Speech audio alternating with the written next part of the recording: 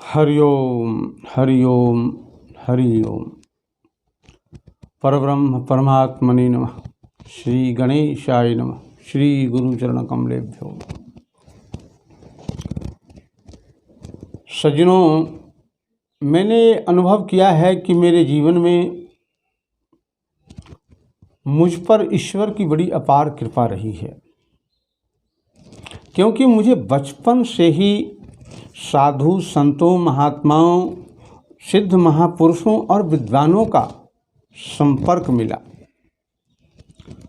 और उन सब का मुझ पर ये असर पड़ा कि आज कल के इस भाग दौड़ की दुनिया में, चकाचौंध की दुनिया में, मैंने सांसारिक विद्या को छोड़कर वेद शास्त्रों का अध्ययन करने का निश्चय किया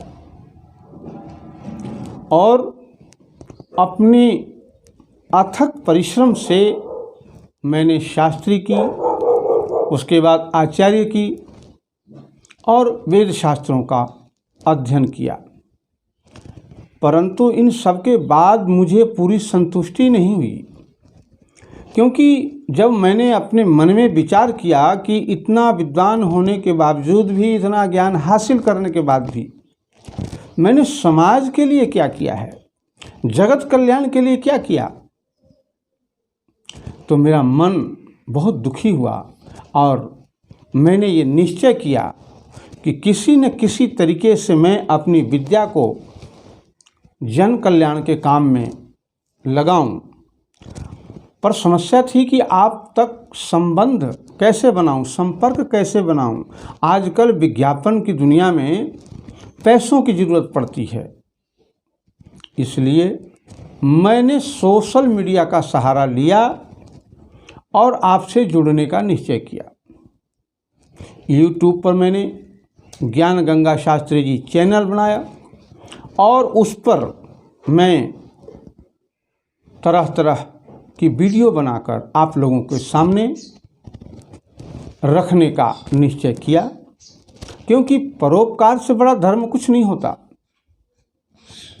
तुलसीदास जी कहते हैं, परहित सरिस धर्म नहीं भाई और पर पीड़ा सम नहीं अधमाई। परोपकार से बड़ा कोई धर्म नहीं और दूसरों को सताने से ज़्यादा कोई पाप नहीं। आज हम समाज में देख रहे हैं, अनेकों लोग संकटों में फंसे हुए हैं, परेशानियों में घिरे हुए हैं और कुछ अनपढ़ गंवार लोग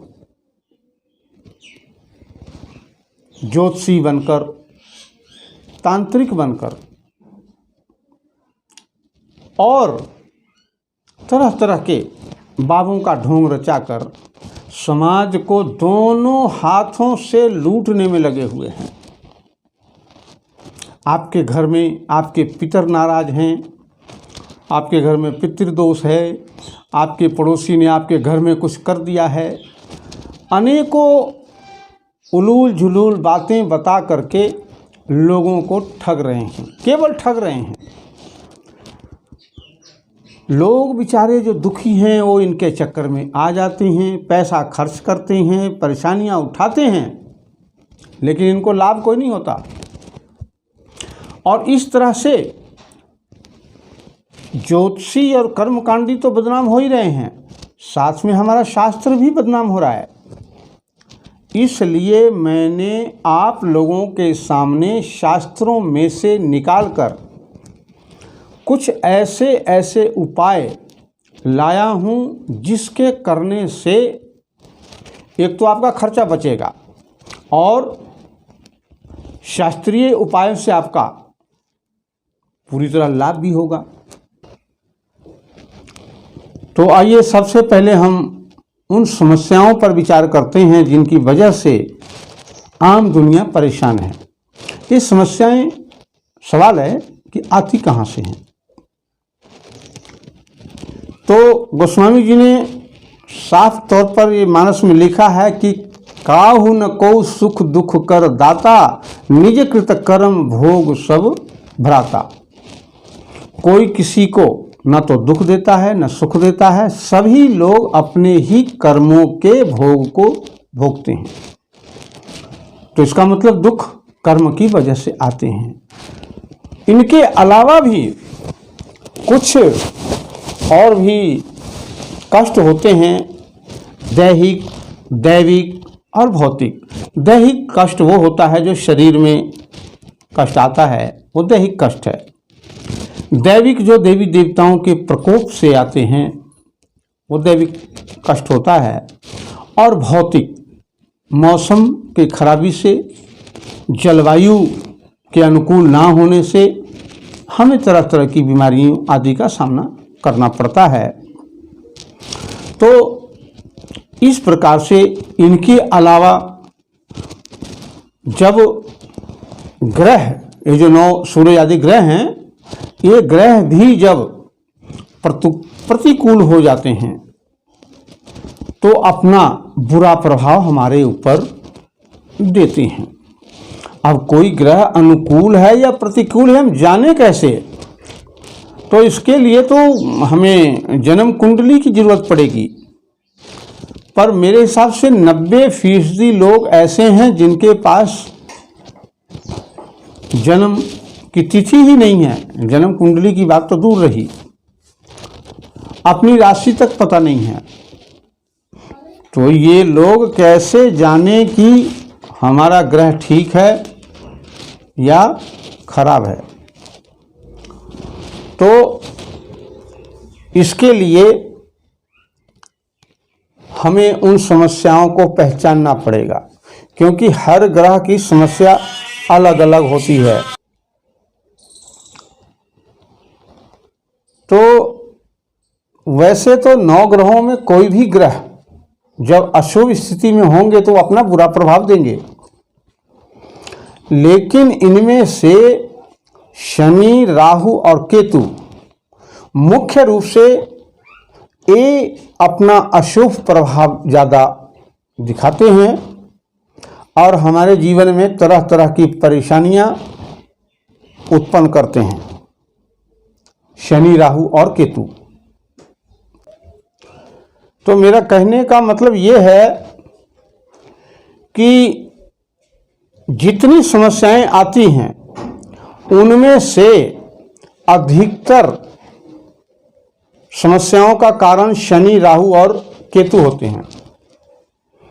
इसलिए जिनके पास कोई जन्म तिथि नहीं है, जिनको अपनी राशि तक का भी ज्ञान नहीं है, वो इन समस्याओं से समझ सकते हैं कि मेरे ऊपर इनका प्रभाव है। जैसे शरीर में कोई कष्ट आ रहा है, घर में बीमारी आ रही है, बेवजह घर में क्लेश होता है, अशांति का माहौल है, घर में उदासी का माहौल है, आमदन एकदम रुक जाती है, खर्च एकदम से बढ़ जाता है, दुर्घटनाओं का भय होता है, केस मुकदमा बीमारी आदि में खर्च होने लग जाता है, लोगों के साथ बैर विरोध बढ़ जाता है, मन अशांत रहता है, घर में उदासी सी छाई रहती है, खर्च एकदम बढ़ जाते हैं और कभी कभी बुरे बुरे स्वप्न भी आते हैं। कई बार ऐसा भी लगता है कि मेरे घर में किसी ने कुछ कर दिया है।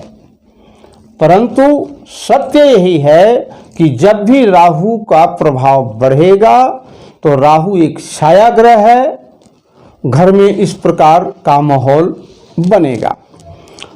तो इस बात को कहने का मेरा मतलब ये है कि जब आपके साथ ये घटनाएं घट रही हैं तो ये कन्फर्म हो गया कि आपके घर में शनि, राहु, केतु या तो तीनों खराब चल रहे हैं या इन तीनों में से कोई एक खराब चल रहा है, एक कन्फर्म है। तो अब इन बीमारी का तो पता लग गया, लेकिन इसका इलाज क्या करें? क्योंकि लोगों को तो शांति चाहिए, समस्या का समाधान चाहिए। तो उसके लिए हमने शास्त्रों में से निचोड़ कर कुछ उपाय आपके लिए लाए हैं, जो शनि, राहु और केतु इन तीनों का सामूहिक उपाय है। लगभग इन तीनों का उपाय आपस में मिलते थोड़े थोड़े फर्क है, तीनों का प्रभाव भी एक जैसा ही रहता है, थोड़ा थोड़ा अंतर पड़ता है। तो अगर आपके साथ ये घटनाएं घट रही हैं तो आप आंख बंद करके, शास्त्र पर भरोसा करके, भगवान पर भरोसा करके इन उपायों को आप करके देखिए। क्या उपाय है? तो सर्वप्रथम उपाय ये है, और ये सभी उपाय शनिवार को करना है। शनि, राहु और केतु ये तीनों रात के देवता हैं, तो इनका उपाय भी शाम को या रात्रि के समय में किया जाता है। तो पहले नंबर पर आप किसी बर्तन में थोड़ा पानी ले लें, उसमें काले तिल और गुड़ मिलाकर उस पानी को पीपल में डालें। अगर थोड़ी बहुत हिंदी की जानकारी है तो उसके साथ ओम प्राम प्रीम प्रौम सह शनये नमः इस मंत्र का उच्चारण करें। नहीं भी आपको मंत्र बोलने आता है, कोई बात नहीं, आप केवल जल डाल दीजिए। दूसरा उपाय, किसी लोहे की कटोरी में सरसों का तेल डालिए और उसमें अपना मुख देखिए और उस तेल को अर्क, आक या मदार भी उसको बोलते हैं, उसकी जड़ में उसे डाल दीजिए। या शनिवार को जो तेल मांगने वाले आते हैं उनको दान कर दीजिए, या आपके आसपास में कोई शनि का मंदिर है तो वहाँ उसे कौली उस कटोरी के सहित दे दीजिए। तीसरा उपाय है, सूखा नारियल बिना पानी वाला ले करके उस पर सरसों के तेल में काले तिल को मिला करके और उस नारियल के ऊपर तिलक लगा दीजिए और थोड़ा सा उस पर काला कपड़ा लपेटकर उसे विपरीत दिशा में घुमाइए। विपरीत क्या होता है? ये इस तरह घुमाना ये सही है और ये विपरीत है। आज विज्ञान का जमाना है, आप सब जानते हैं किसी भी पेच को जब इस तरह से घुमाया जाएगा तो कसा जाएगा, अगर उसे खोलना है तो उसे ऐसे घुमाया जाएगा। इसीलिए इसी तर्ज पर ये जितने भी ग्रह शांति के जो उपाय हैं उनको इस तरह से सिर के ऊपर से घुमाया जाता है और उस नारियल को आप चलते पानी में, और वह भी पीछे की ओर देखना नहीं है, जल में जल प्रवाह करते हैं। अगला उपाय है, थोड़ा सा गेहूं का आटा लीजिए और उसको गाढ़ा घोल बना लीजिए, उसमें गुड़ मिक्स कीजिए और गुड़ मिला करके उसे सरसों के तेल में गोल गोल पकौड़े जैसे गुलगुले बना करके ये काले कुत्ते को या पक्षियों को डालिए, तो इससे भी आपको बहुत अच्छा रिजल्ट मिलेगा। काले कुत्ते को मीठा भोजन, रोटी बनाइए, उसमें पहले ही आटे में गुड़ मिक्स कर दीजिए और उस रोटी को दूध के साथ कुत्ते को डालिए, कौए को डालिए, बहुत अच्छा रिजल्ट और कुछ ही दिनों में आपके साथ आएगा। सबसे उत्तम जो इन ग्रहों के लिए उपाय है वो है हनुमान उपासना। हनुमान उपासना शनि या मंगलवार के दिन हनुमान मंदिर में जाइए और वहाँ पर हनुमानी सिंदूर एक होता है, आम या औरतों वाला सिंदूर नहीं, हनुमान जी को चढ़ाने वाला सिंदूर और तिल का तेल ले जाकर हनुमान जी पर चढ़ाइए। हनुमान चालीसा का पाठ कीजिए, सुंदरकांड का पाठ कीजिए, तो इससे भी आपको बहुत अच्छा रिजल्ट मिलेगा। राहु और केतु के हाथ में हथियार होते हैं, तो शनिवार को लोहे का हथियार, कृपाण है या खेत में काम करने वाले हथियार हैं, ये किसी मंदिर में, धर्म स्थल में आप दान करें, तो इससे भी आपको जो है वो बहुत अच्छा लाभ मिलेगा। जो लोग समर्थ हैं वो किसी भी अस्पताल में दवाइयाँ दान कर सकते हैं। कुछ जो यथाशक्ति दवाई लीजिए और अस्पताल वालों को बोलिए कि ये गरीबों में आप फ्री में बांट देना। तो इस प्रकार से दवाइयाँ देना यह भी एक बहुत बढ़िया शनि के लिए ये उपाय है। ग्रहों के लिए कई प्रकार के उपाय होते हैं, जिसमें एक तो ग्रहों का दान है जो अभी मैंने बताया, दूसरा होता है ग्रहों का यंत्र धारण करना। तो इसके लिए 9 ग्रहों के अलग अलग 9 यंत्र होते हैं, जो मैंने दूसरी वीडियो में ये सारे 9 ग्रहों के यंत्र मैंने बनाकर दिखाया है, उसकी विधि भी बताई है। उसको खुद ही आप घर पर बनाइए, किसी ज्योतिषी और पंडित के चक्कर में पड़ने की जरूरत नहीं है। तो एक वीडियो मैंने यह भी बनाई है कि यंत्र कैसे बनाना है, क्योंकि हर यंत्र को बनाने की विधि अलग होती है, स्याही अलग होते हैं, कलम अलग होते हैं, दिशा अलग होती है, आसन अलग होते हैं। तो ये मैंने और जो मेरी वीडियो है उसमें मैंने ये सारी चर्चा की है। तो यंत्र धारण उस ग्रह का करना चाहिए। उसके बाद जो लोग विद्वान हैं, कर्मकांड को जानते हैं, तो वो नवग्रह पूजन विधि विधान से कर सकते हैं, उनका जाप कर सकते हैं। इससे भी एक बहुत बढ़िया बेहतर लाभ आपको मिलेगा। तो ये तो इसमें कुछ बातें ऐसा है कि जिनके पास जन्म तिथि है वो तो पूरी तरह से पहले अपने ग्रहों को जांच लें कि मेरे ऊपर कौन से ग्रह अच्छा या बुरा प्रभाव डाल रहे हैं। अगर आप खुद नहीं देख सकते तो मेरे भाई मैं आडंबर नहीं करता, जो मैं निःशुल्क कर सकता हूं वो कर रहा हूं। लेकिन अगर आप अपनी जन्म तिथि से अपने ग्रहों के बारे में जानना चाहते हैं तो उसके लिए भाई आपको एक निश्चित फीस देनी पड़ेगी कि उसमें मुझे परिश्रम करना पड़ेगा। तो मैंने वीडियो में अपना व्हाट्सएप नंबर दिया है, उस पर अपना आप जन्म तिथि भेज सकते हैं। हम आपको उसका पूरा विवरण बताएंगे। तो इस प्रकार से ये साधारण रूप से साधारण लोगों के लिए उपाय बताए गए हैं।